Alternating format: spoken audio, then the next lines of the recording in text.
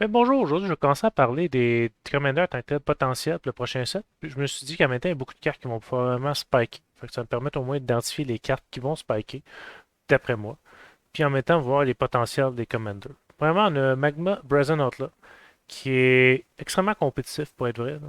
Deux mana, un commander que, en fin de compte, il y a un tutor effect sur le battlefield, fait qu'un cheat effect, tutor effect. C'est excellent. Ça buff tes nains, puis à chaque fois qu'un nain devient tapé, tu fais un treasure. Fait qu'il faut trouver des façons d'abuser de ça en tant que tel. Y a-tu des nains utiles par contre? Malheureusement, pas vraiment.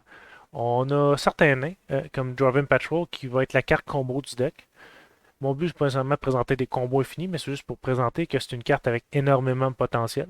Malheureusement, on va être à la merci du prochain set pour avoir plus de nains dans ces couleurs-là. On voit plus ces nains dans le blanc et rouge.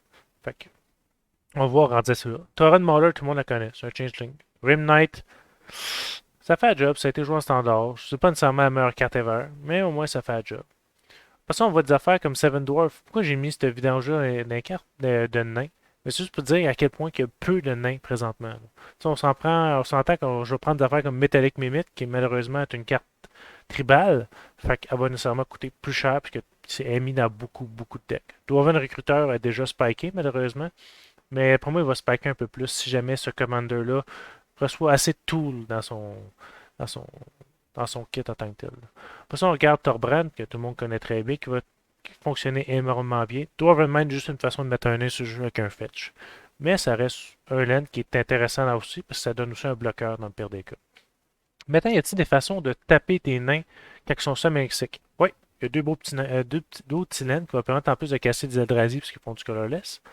Puis en plus, on a des petits effets comme Dwarven Bloodwater et Cryptic Gateway qui sont des effets très recherchés, qui sont encore peu chers. C'est sûr que c'est pas des cartes qui vont gagner sur le play, là, mais ça va augmenter rapidement le pace de ton jeu. Parce que pour chaque nain que tu mets, tu vas créer un treasure. Fait que c'est pas nécessairement une mauvaise chose, là. Puis Bloodwater est une très vieille carte. Fait que d'après moi, on va se spike en prix. Soit le Parune est plus une carte identifiée pour les combos infinis, mais ça reste que dans ce deck-là, elle a du potentiel en tant que tel, là.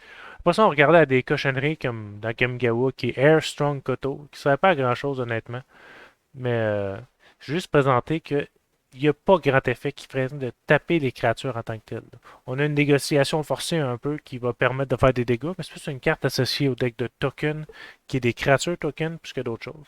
C'est-à-dire, on regarde Populate, il y a une seule affaire qui populate dans toute la raid, puis Populate est des créatures token. Fait qu'on peut pas vraiment s'occuper des treasures en tant que telles.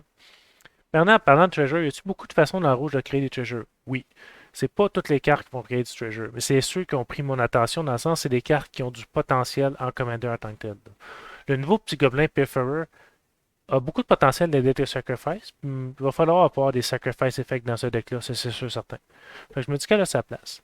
Darkside Extortionist est une carte malheureusement qui va valoir extrêmement cher, puis elle va valoir encore plus cher si je ne décide pas de reprint un jour, parce qu'elle joue en CDH, puis est excellente. C'est une des rares façons dans le rouge d'avoir des laines. Parce que sinon, le monde utilise comme Brass Bounty, qui a commencé à spiker pour une raison louche et obscure, qui va permettre de créer une grande quantité de treasure en tant que tel. Puis on a des affaires comme le nain, le nain, hey boy, le dragon Gadrak, qui va être un peu des nœuds. Ça va fonctionner avec les treasures, puis va fonctionner avec les dragons. Fait que c'est pas une mauvaise chose là-dessus en tant que tel. On a un petit peu de draw spell avec Pillage. C'est pas le meilleur effet du monde, mais ça veut se prouver que il y a quand même des cartes qui ont un semblant de synergie avec. C'est pas nécessairement un deck tier 1, mais je suis pas mal sûr que ça va être un deck assez à la marette, là, dans le sens que tu vois ça comme qui va être joué, tu fais comme oh, ça risque d'être un peu plus sévère que je pensais. Treasure Map va juste permettre de sacrifier tes treasures puis actuellement faire de quoi avec, là. Parce qu'on s'entend, puis j'ai une carte pour chaque nain qui est tapé, c'est pas une mauvaise chose. Il va falloir des untap effects, on verra ça une autre fois. Maintenant, les untap effects, Staff of Domination est probablement une carte qui est plus associée aux cartes combo. Mais dans le deck, elle a un potentiel, je dirais pas un potentiel élevé, mais elle a au moins le potentiel en tant que tel. La carte a le plus de potentiel, c'est Aggravating Assault. Parce que on tape toutes les créatures, c'est pas Attacking Creature. Donc, malheureusement, oui, je suis pas je suis pas je suis pas quelqu'un qui adore les combos infinis, mais dès que tu as 6 nains, ça va infini, malheureusement. Le but, je vais dire, moi je l'utiliserais, ça serait plus pour des attaques supplémentaires ou créer d'autres treasures, mais je ferais pas exprès non plus. Maintenant, y a-t-il des artefacts qui fonctionnent bien avec ça?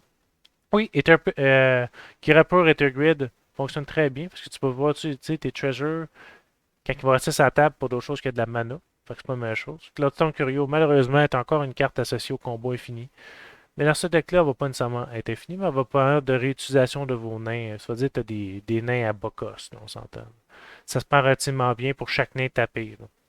On va regarder après ça Elkite Terran qui est tenu Wincon en tant que tel. Je pense que c'est plus haut qu'elle va monter, d'après moi, à 15$, mais elle va peut-être monter à 20$, ça va dire le deck reçoit une masse critique de nains disponible. Là. Bien sûr, ça permet. Juste déjà à la base, ce dragon-là, quand il rentre sur la table, le monde a peur, puis c'est un kill on site. C'est pas une mauvaise chose. Puis Indomitable Creativity va te permettre de transformer tes nains de vidange, ou peu important, avec, en tant que dragon ou artefact utile. Fait que moi, je trouve que c'est une carte, ça a du potentiel, puis elle va vraiment pas cher en ce moment. Fait que sur ça, c'était pas mal ça. Je vais vous présenter quelques cartes par rapport à ce command-là. Bonne journée.